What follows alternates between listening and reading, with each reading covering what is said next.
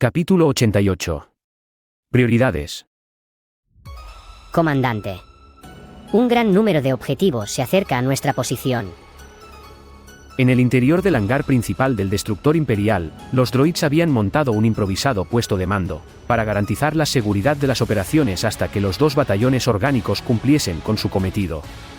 Un bastión formado en su mayoría por droids B1 y B2, los cuales mantenían a raya a las fuerzas imperiales en los pasillos aledaños al hangar. ¿Qué sucede? Los sensores indican que un gran número de objetivos se acerca a apoyar a los enemigos desde el interior del acorazado. Se dirigen hacia aquí usando el pasillo secundario de la nave. Eso es extraño. Se supone que todas las fuerzas enemigas ya estaban localizadas. Al parecer, este grupo no se había mostrado antes y... Un momento. Esto es extraño. ¿Qué ocurre? El nuevo grupo se detuvo a una distancia considerable de los imperiales confirmados. Algunos incluso están dando media vuelta. Unidad B, 76384. ¿De dónde provino esa nueva fuerza desconocida? Preguntó algo preocupado. Todo parece indicar que provienen del complejo de prisiones. Lo que pasó a continuación hubiese sido imposible de creer para cualquiera que estuviese viendo. El droide táctico se dio media vuelta y se fue lo más rápido que su cuerpo metálico le permitía, dejando completamente sus funciones atrás. Comandante. ¿A dónde va? Esos no son imperiales. ¿A todas las unidades mecánicas? Activando protocolos Guardián 1. Máxima prioridad, garantizar la vida de los civiles. Comando de máxima prioridad. Unidades Paladín y Fifi, conmigo. Ante la orden, absolutamente todos los droids que no estaban en combate, se activaron y se dispusieron a avanzar hacia la posición del comandante droide táctico, el cual tomaba el pasillo asegurado que lo llevaría directamente hacia la zona de conflicto en cuestión. El general Ícaro fue muy preciso en su programación, siendo siempre la máxima prioridad de cada unidad droide priorizar la vida de los orgánicos, y con su rápida capacidad de procesamiento, TR-1 entendió que este nuevo grupo no se trataba de refuerzos enemigos. Sin embargo, la situación era crítica en ese sector del acorazado. Los imperiales entraron en pánico al ver una fuerza enemiga aparecer a sus espaldas, pues ahora no tenían la más mínima posibilidad de escapar. Aún así, no existe fiera más peligrosa que aquella que está arrinconada. Carentes de sentido común y víctimas del pánico, los Stormtrooper avanzaron hacia la retaguardia, donde muchos vieron la debilidad de los supuestos nuevos combatientes. Pero la verdad era que estos eran meros prisioneros, agotados y cansados por la falta de sueño, agua y comida. Algunos portaban blasters, pero muy pocos sabían realmente cómo usarlos. Al no ser guerreros y no tener un corazón preparado para la guerra, muchos prisioneros huyeron cuando vieron a los imperiales acabar con la vida de aquellos que tenían justo al frente. Como bien era sabido, Hoplel tomaba prisioneros tanto a culpables como inocentes, siendo estos últimos la mayoría. De los más de 1000 presentes, solo 30 de ellos eran rebeldes o malhechores. Los únicos capaces de usar un blaster correctamente, siendo ese misterioso clon el que hacía lo posible por mantener la maltrecha resistencia en los corredores del acorazado imperial. La batalla se volvió sangrienta y brutal. Los prisioneros hacían lo imposible por mantenerse firmes ante las fuerzas imperiales, que ponían sumo esfuerzo para recuperar posiciones. Los blaster cada vez estaban más cerca los unos de los otros, y los cuerpos amontonados de los civiles caídos, muertos por el fuego enemigo, hacían de la retirada algo sumamente difícil. Aún así, eso no era lo que el destino tenía preparado para ellos. El pavor volvió a los rostros de los prisioneros cuando vieron una lluvia de blaster rojos atacar desde la retaguardia enemiga, abatiendo a todos aquellos Stormtroopers que estaban al descubierto. Algunos de los prisioneros se alegraron de esto. Otros se preocuparon ante la posible nueva fuerza que entraba en combate, dudando si serían aliados o enemigos. Pero el clon al mando sintió terror ante lo que veían sus ojos. El manto blanco de armaduras imperiales cayó ante el poderío separatista. Como una marcha fúnebre, al final del corredor se revelaba una imagen que causaba terror a todos aquellos que alguna vez pisaron el campo de batalla durante las guerras clon. Una formación de 4 columnas de droidecas avanzaban hacia los prisioneros liberados, siendo Paladín y Fifi aquellas que iban al frente. A sus espaldas, varias columnas de droids B1 y B2 que se acercaban lentamente. Los prisioneros estaban muy tensos, al menos aquellos que alguna vez ni vivieron bajo el manto separatista, pues, si lo pensamos fríamente, la alianza separatista eran los libertadores de la galaxia, para aquellos que vivían en los mundos bajo su jurisdicción. Después de todo, en la guerra solo existen puntos de vista, no buenos ni malos. Algunos mantenían los rifles en alto, pero al ver que los droids no se mostraban como una amenaza no tuvieron más remedio que relajarse un poco. Todos, menos el clon que estaba a la cabeza, cuyo pasado no le permitía disipar su tensión ante los que una vez fueron sus enemigos jurados. Entonces, la figura de un droide táctico pasó al frente de las formaciones de droids. Este crucero imperial está siendo atacado por la alianza separatista. Por favor, entreguen sus armas y acompáñenos hacia una zona segura. La alianza separatista fue destruida hace 7 años. Lo que dices no tiene sentido. Entiendo sus palabras, clon. Pero los ideales no mueren. En cambio, agradecería que no apuntaras con tu blaster a mi rostro. Yo ya no soy tu enemigo. El clon lo pensó bastante. Independientemente que abrir fuego sería una idea que rozaría la estupidez, no sería capaz de proteger a los que estaban a sus espaldas. Sin más remedio, el clon tuvo que rendirse, pensando que ahora simplemente sería tomado como prisioneros, pero lo que sucedería a continuación rompería todos los prejuicios que éste tenía. Muy bien. A todas las unidades. Escoltad a los refugiados a los transportes y llevadlos de regreso a la nave nodriza.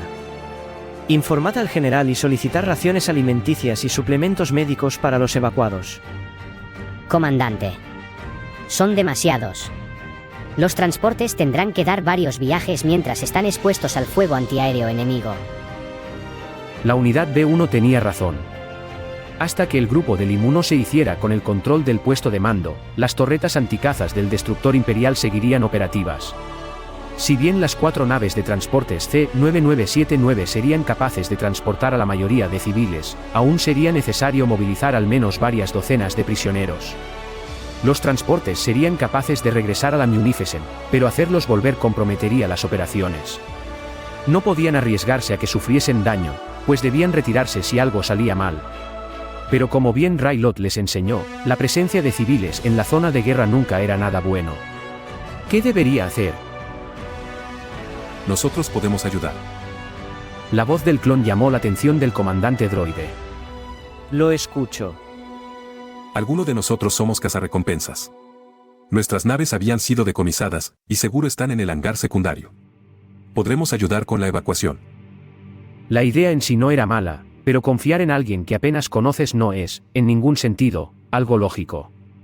Aún así, las opciones a su disposición no eran muchas. Muy bien.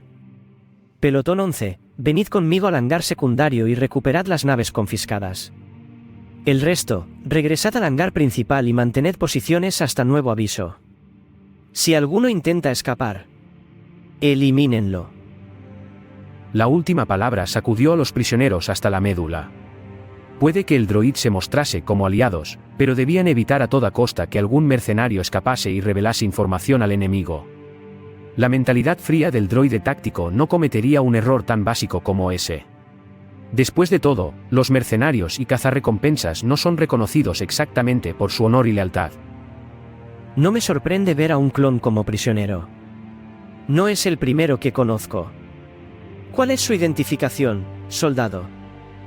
CT-7462. Como era de esperarse, el clon respondió con su número de identificación que se le fue impuesto en camino. TR-1 era un droide, así que de esta forma sería más fácil que lo entendiese su computadora llena de códigos y cálculos. Aún así, el droide lo miró al rostro, no complacido con su respuesta. Le pregunté por su identificación, no por su código.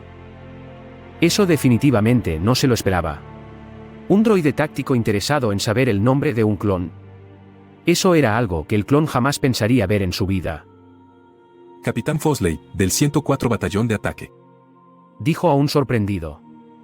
Muy bien. Capitán, al parecer usted es quien tomó el mando de los prisioneros durante la revuelta. No se haga ideas equivocadas.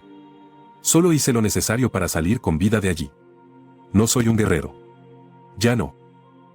Yo no he mencionado nada al respecto. La respuesta del droide fue una sacudida para el clon. Al parecer, el droide le había tendido una trampa en la que cayó completamente. Y tenía razón. El droide táctico nunca le mencionó nada al respecto de ser un soldado y su deber. Esa fue una respuesta que Fosley dio por su propia voluntad. Tal vez aún había algo allí adentro después de todo. Cuando esto termine, le recomiendo hablar con el general. Él podrá darle una respuesta mejor al porvenir que yo. De momento, enfóquese en salir de aquí y llevar a la mayor cantidad de civiles que pueda. Bueno. Haré lo que pueda. El grupo finalmente llegó al hangar secundario, donde las fuerzas droids habían asegurado el perímetro alrededor de la zona hace apenas unos minutos. Los cientos de prisioneros fueron distribuidos de forma eficiente en las diferentes naves de los cazarrecompensas, aunque algunas de estas no se veían muy seguras que digamos. Sobre todo por su antigüedad y falta de mantenimiento. Pero era todo lo que tenían. Y finalmente, TR-1 y Fosley llegaron a la nave del clon junto a un pequeño grupo de refugiados. Así que... ¿esta es tu nave? Preguntó algo preocupado. Oye. Puede que le falte algo de pintura, pero puede volar sin problemas. Eso espero. ¿Cómo la llamas? A mí me gusta llamarla el espíritu. Ante sus ojos se encontraba un carguero VCX-100, fabricado por la Corporación de Ingeniería Coreliana, aunque se veía claramente que portaba algunas modificaciones. No era una nave pequeña, contando con una longitud de 43,9 metros y una envergadura de 34,2 metros. Además de una altura de 14,5 metros. Suficiente para transportar a una buena cantidad de pasajeros. El modelo, aunque algo antiguo, contaba con un hipermotor de clase 2 y varias armas para defenderse, así que no podía ser tomado a la ligera. Capitán, ya sabe qué hacer. No se desvíe de la ruta y no intente nada estúpido. Las palabras del droide eran más una amenaza que una advertencia. Al interior de la nave ingresaron varias unidades B-1 y B-2, las cuales se encargarían que ningún piloto intentase algo que pusiera en riesgo la operación.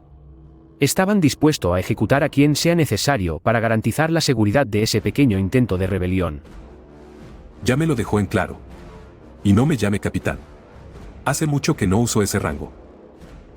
El droide simplemente se le quedó mirando, como si intentase decirle algo sin el uso de palabras.